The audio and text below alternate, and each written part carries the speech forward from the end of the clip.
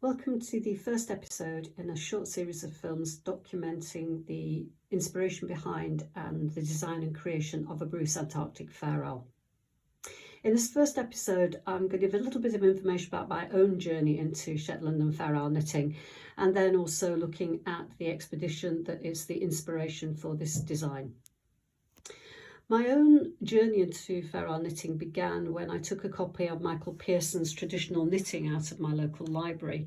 At the time, I was actually working on a Fishergansey design, and if that is something that you're interested in, this really is a fantastic resource documenting all the many traditions of Fishergansey across the UK. But for me, what was the defining point was when you got to the middle section here and there were these wonderful Fairisle designs. I thought, nope, that's it, this is me. I'm lost, I'm going to become a two-colour knitter, and so I did. Not long after I got my own copy of Michael Pearson's book, I also managed to get a copy of Sheila McGregor's wonderful Traditional Fairisle Knitting. The two of them give some really interesting insight into the history of the tradition, but also include photographic examples of the extant garments that date from the late 19th, early 20th century.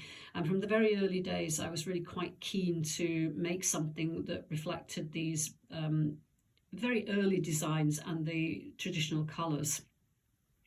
But as often the case, I got dragged into many other projects over the years. And so it wasn't until the second COVID lockdown here in the UK in 2021 that I really got back to doing something about this. And the impetus came when I had started watching Rachel Challoner's excellent Fairisle Through a Lens series. I can't recommend it highly enough. And in episode 34, she gives an introduction to the textiles and the knitted garments that are on show in the local museum. And this is how I found out for the first time about the Bruce Expedition of 1902-4. Like many people, I'd heard of Scott and Amundsen and Shackleton and all these explorers who were desperate to reach the South Pole first, but I'd not heard anything of the Bruce Expedition. So, right, let's have a look at this.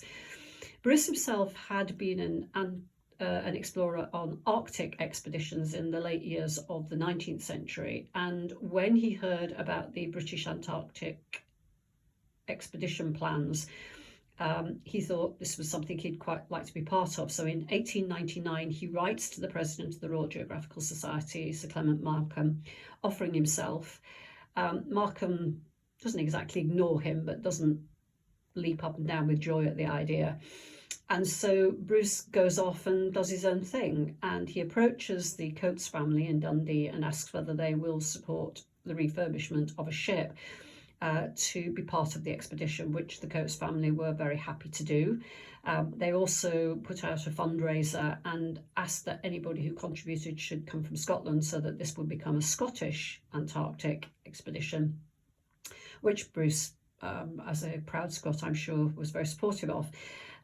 Having got that far, he went back to Clement Markham and said, okay, here we are, we've got the ship, we're ready to go, and the balloon went up. So there was a lot of toing and froing, and eventually the ship was allowed to sail, and it sailed in the autumn of 1902 from Troon on the west coast of Scotland, arriving in the South Atlantic in early 1903. They didn't get as far south as they wanted to because of the pack ice, but they set up a station and undertook months of scientific research before heading to Buenos Aires to get the ship refurbished. They'd hoped in 1903 that they would get further south into the Wendell Sea, but the pack ice was building up again, and so they decided for safety's sake that they would head back to Scotland. After the expedition, Bruce didn't find it easy to get the research published. And also, although he received many accolades and medals for his exploratory work, was never awarded the Polar Medal, which was given to pretty much every other Antarctic exploration team. And the speculation is that this was Markham getting his revenge, because the Polar Medal is awarded by the monarch, and it's awarded on the advice from the Royal Geographical Society, and Markham would never recommend them for the medal. Bruce spent the rest of his life lobbying on behalf of his crew and his scientific team, but to no avail.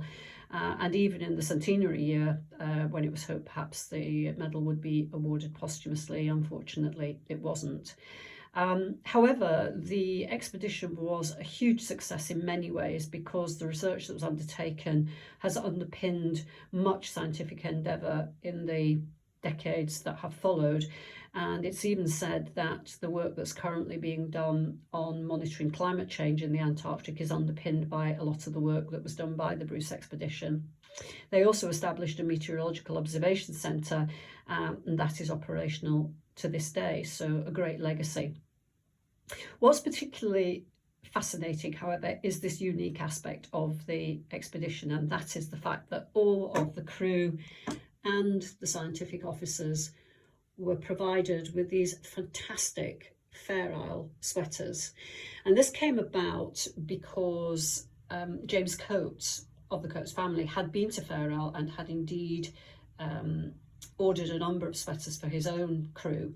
And so he wrote to the people of Fairisle asking for 100 sweaters, as well as caps and gloves and mitts and stockings and other accoutrements, including tobacco pouches, and said in January of 1902, if you could get these to us by July, please, before we set off on the expedition. And this was a huge task for the 40 or so knitters on the island. The wool had to be spun and dyed and knitted, but as you can see from these wonderful photographs of the expedition, they certainly rose to the challenge. And so I thought, right, this is it. I really want to create a design that is inspired by these incredible knits, which are all of them not particularly clear. However, there is one fantastic photograph here which has enough in it to give the basis of a design. And so this was the beginning of A Bruce Antarctic Fairisle.